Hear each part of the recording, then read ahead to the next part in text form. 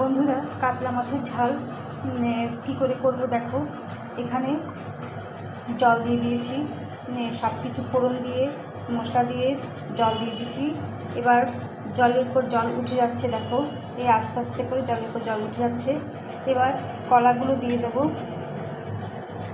কলাগুলো আস্তে আস্তে ছেড়ে দেবো।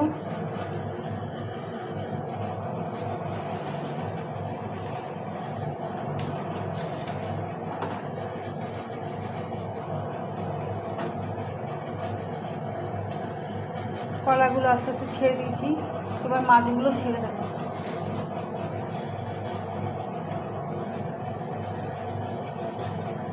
জলটা একটু বেশি দিয়েছি কারণ কলাগুলো সেদ্ধ হতে হবে। আমি অল্প সেদ্ধ করে কলাগুলো নামিয়ে ফেলেছি। এবার ঢাকনা দিয়ে দেবো, বড় আঁচ করে ঢাকনা দিয়ে দেবো। কিছুক্ষণ হয়ে গেলে আমি নামিয়ে দেবো।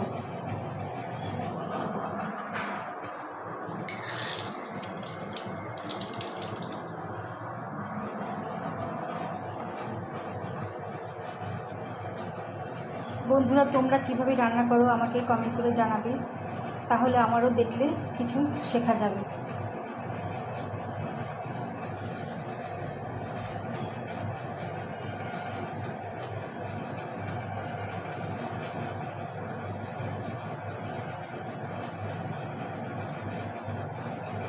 তোমাদের দেখানোর জন্যে আমি আঁচটা বাড়িয়ে দিয়েছি।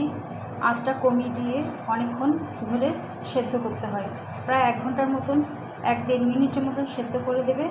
করে তারপরে ওভেন থেকে নামিয়ে দেবে, পরিবেশন করবে।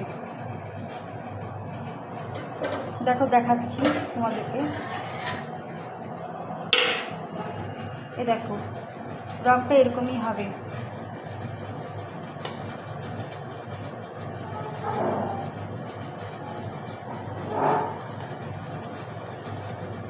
রঙটা এরকমই হবে।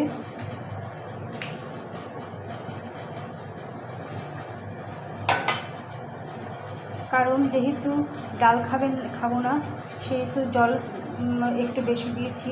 ঝাল করেছি, ঝাল করলে তো মাখা মাখা হয়। এটা করেছি ঝোল, কাতলা মাছ আর কলা দিয়ে ঝোল।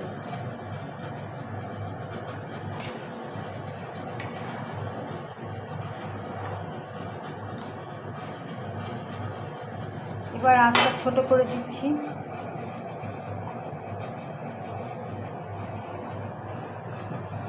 কিছুক্ষণ হবে,